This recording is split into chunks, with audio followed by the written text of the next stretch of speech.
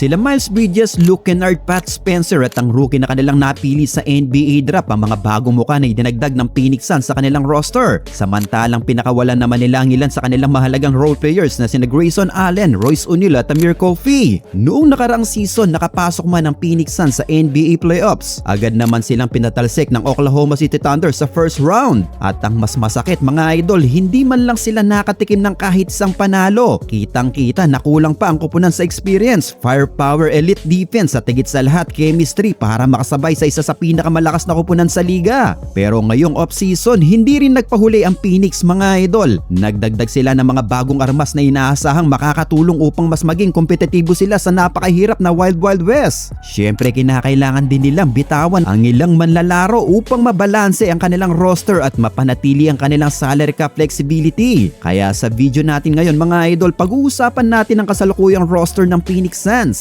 Makakabawi kaya sila ngayong upcoming season? Magkakaroon na ba sila ng mas matibay na chemistry? Makakatulong ba ang kanilang mga bagong role players? At hanggang saan kaya madadala ng tambalang Devin Booker at Jalen Green ng Phoenix Suns ngayong 2026-2027 NBA season? Well, yan ang ating hihimayin, kaya tara mga idol, diretso na tayo. Upang masimulan natin ang ating breakdown, tingnan muna natin ang malaking pagbabago nangyari sa roster ng Suns ngayong off-season mga idol. Hindi biro ang naging desisyon ng pamunuan dahil kinailangan nilang magsakripisyo ng ilang paboritong role players upang makuha ang mga kinakailangan na upgrade. Unang-una sa listahan ng mga bago na idagdag ay si Miles Bridges. Nakuha ng Suns si Bridges sa pamamagitan ng isang trade mula sa Charlotte Hornets. Ang pagdating ng isang athletic at scoring forward na tulad ni Bridges ay magbibigay sa Suns ng napakatinding versatility sa frontcourt. May bilis sa transition, may kakayahang mag-create ng sarili niyang tira at kayang magbigay ng rim pressure na matagal nang kulang sa team. Pangalawa ay ang pagpirma kay Luke Kennard. Pinapirma ng Suns si Kennard bilang isang free agent sa isang multi-year contract. Kung spacing at shooting ang pag-uusapan, isa si Kennard sa mga pinakamalupit na sharpshooter sa buong liga mga idol. Ang pagkakaroon ng isang katulad niya off the bench ay magbibigay ng napakalaking banta sa perimeter para sa kalaban. Hindi rin nagpahuli ang Phoenix Suns sa draft dahil nag-trade up sila para makuha ang kanilang promising rookie power forward na si Koa Pitt. Isang bata pero napaka-physical na forward mga idol na inaasahang magbibigay ng toughness. Bukod pa dyan, kumuha rin sila ng karagdagang depth sa backcourt sa pamamagitan ng pagpirma sa dating Golden State Warriors guard na si Pat Spencer. Sa ilalim ito ng isang two-way contract. Pero syempre para makuha ang mga ganitong kalibre ng players, may mga kailangan ding bitawan. Ipinamigay ng Suns sina Grayson Allen at Royce O'Neal papuntang Charlotte Hornets bilang pangunahing trade package para makuha si Bridges. Malaking mawawala sa perimeter defense at spot-up shooting ni na Allen at O'Neal, pero kinailangan itong gawin para sa mas mataas na ceiling. Samantalang nagpaalam na rin sa koponan sila Amir Coffey at Isaiah Livers na parehong pinayagang maging free agents at hindi na muling pinapirma. Well, sa kabila ng mga bagong mukha, naging prioridad pa rin ang continuity sa second unit.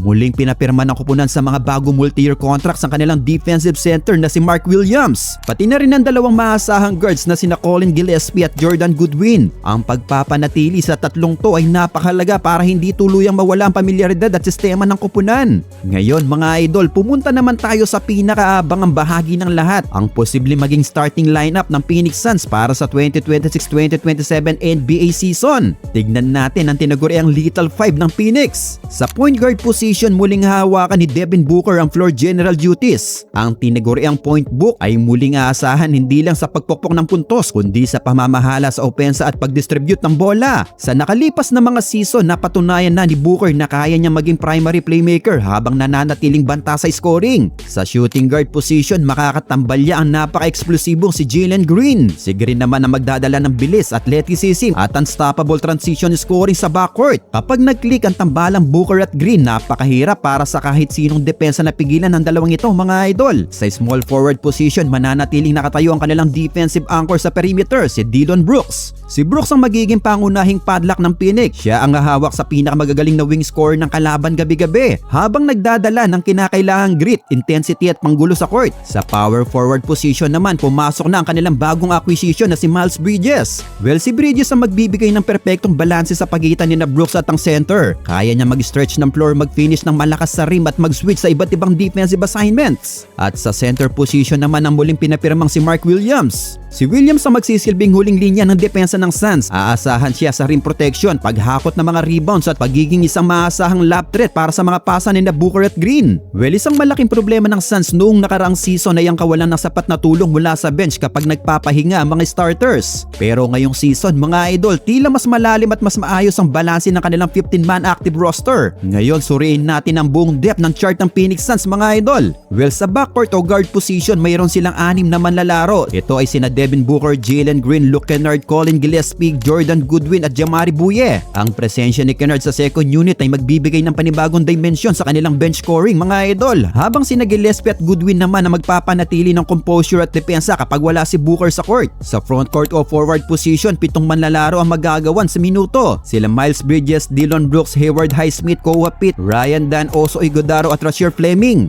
Napakaganda ng lalim ng Phoenix sa wing position mga idol. Ang pagpapanatili kila Haywood Highsmith at Ryan Dan ay nangangahulugang hindi masyadong mapapagod si Dillon Brooks sa pagdepensa dahil may mga kapalit siyang kapwa may defensive mindset. Si Koa Pitt naman ay magbibigay ng youthful energy at physicality. At sa center position, 2 pure bigs ang nakatala mga idol. Sila Mark Williams ang kanilang starting center at si Kaman Malwatch ang sophomore backup center. Bukod sa 15 aktibong manlalaro, mayroon din 2 two-way contract players ang Phoenix sa katauhan ni Pat Spencer at ang rookie shooter na si Kobe Brea upang magbigay ng dagdag na insurance sa oras ng emergency o injuries. Well, matapos nating makita ang buong roster, ano nga ba ang mga pangunahing lakas at asset ng Phoenix Suns ngayong parating na season? Well, una mga idol, unstoppable scoring firepower. Isipin nyo ito mga idol, sa starting 5 pa lang may 3 manlalaro na ang Suns na kaya magtala ng higit 20 points kada laro. Sina Devin Booker, Jalen Green at Miles Bridges. Kapag nag-init ang 3 ito mga idol, napakahirap para sa kalaban na pumili kung sino ang i-double team nila. Kapag nag-collapse ang depensa sa loob, nag-aabang pa sa labas sina Luke Kennard at Haywood Highsmith para magpaulan ng 3. Ang scoring potential ng kuponang ito ay napakataas. Pangalawa, improve perimeter defense and grit. Noong nakaraang season masyadong madaling pasukin ang depensa ng Suns. Pero ngayon sa pagsasamang muli ni Dillon Brooks, Haywood Highsmith at Ryan Dan, mayroon na silang mga tinaguriang defensive dogs na pwedeng mag-pick up ng full court o mangbwisit sa pinakamagagaling na guards ng kalaban. Ang ganitong uri ng pisikalidad ang eksaktong kailangan nila noong playoff series laban sa OKC mga idol. Syempre kung may mga kalakasan, hindi natin pwedeng ipagkaila na may mga malalaking katanungan at posibleng maging kahinaan pa rin ng Phoenix Suns. Well, una na dyan mga idol, ang chemistry sa playmaking at kawalan ng pure point guard.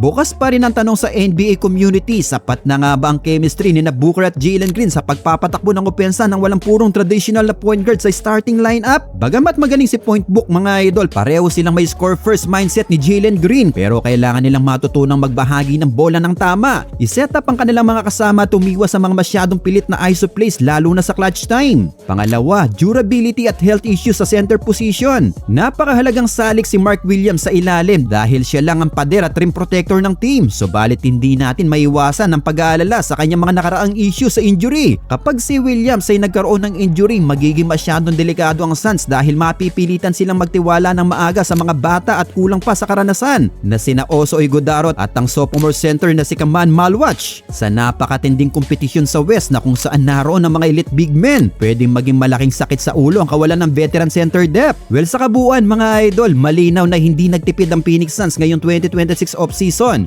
Ginawa nila ang lahat para ayusin ang mga kulang ng koponan matapos ang kanilang masakit na sweep noong nakaraang playoffs laban sa Thunder. Mayroon silang sapat na firepower sa katauhan ni Booker, Green at Miles Bridges. Mayroon silang elite shooting mula kay Kennard at mayroon silang perimeter lockdown defense mula kay Brooks at Highsmith. Ang natitirang susi na lamang ngayon ay kung paano ito pagsasama-samahin ng coaching staff upang makabuo ng isang solidong sistema at magandang chemistry. Well, sa napakatindi at napakasikip na Western Conference mga idol, hindi magiging madali ang daan para sa Suns, pero kung mananatiling malusog si Mark Williams at magagawa ni Booker at Green na magtulungan bilang isang cohesive backcourt duo, walang duda mga idol na ang Phoenix Suns ay may kakayahang bumawi, makatapak muli sa playoffs at maging isang delikadong dark horse contender ngayong paparating na 2026-2027 season. Well, kayo mga idol, ano ang masasabi nyo sa current roster ngayon ng Phoenix Suns?